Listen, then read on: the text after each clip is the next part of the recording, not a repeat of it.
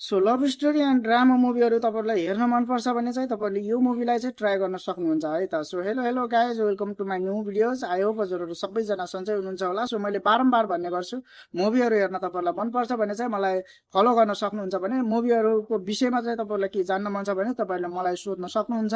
So मैंने प्यार किया, so यो चाहिँ 2025मा है भर्खरै रिलिज भएको एउटा मलयालम इन्डस्ट्रीबाट रिलिज भएको एउटा साउथ मुभी हो। सो तपाईँहरूलाई चाहिँ है लभ स्टोरी एन्ड ड्रामा मुभीहरू हेर्न तपाईँहरूलाई मनपर्छ भने चाहिँ तपाईँले यो मुभीलाई चाहिँ तपाईँले ट्राई गर्न सक्नुहुन्छ। भने सो मुभीको स्टोरी चाहिँ त्यति बवाल है, दमदार है, खत्रै स्टोरी नभए पनि सो मुभीमा चाहिँ सुरुमा चाहिँ तपाईँको सस्पेन्स देखाउँछ। सो सस्पेन्स क्रिएट गर्छ, त्यसले चाहिँ मुभीलाई चाहिँ मुभीमा चाहिँ तपाईँको अलिकति इन्ट्रेस्टिङ पार्ट बनाउँछ। भने सो मुभीमा चाहिँ विशेष गरी फोकस गर्छ है एउटा केटा अनि केटीको विषयमा। सो हाम्रो यो मुभीको हिरोलाई चाहिँ वान साइडेड लभ हुन्छ। सो त्यो केटीको लागि चाहिँ के गर्छ, केटीले चाहिँ एक्सेप्ट गर्छ कि गर्दैन, र त्यो जान्नको लागि चाहिँ तपाईँहरूले यो मुभीलाई हेर्नुपर्ने हुन्छ। भने सो मुभीमा चाहिँ तपाईँहरूले अलिकति एक्सन पनि देख्न सक्नुहुन्छ। भने सो मुभी चाहिँ अलिकति डिसेन्ट टाइपको छ। सो तपाईँहरूलाई चाहिँ है लभ स्टोरी एन्ड ड्रामा मुभीहरू हेर्न तपाईँलाई मनपर्छ भने चाहिँ तपाईँहरूले यो मुभीलाई ट्राई गर्न सक्नुहुन्छ। भने सो मुभी चाहिँ विशेष गरी यङ जेनेरेसनको लागि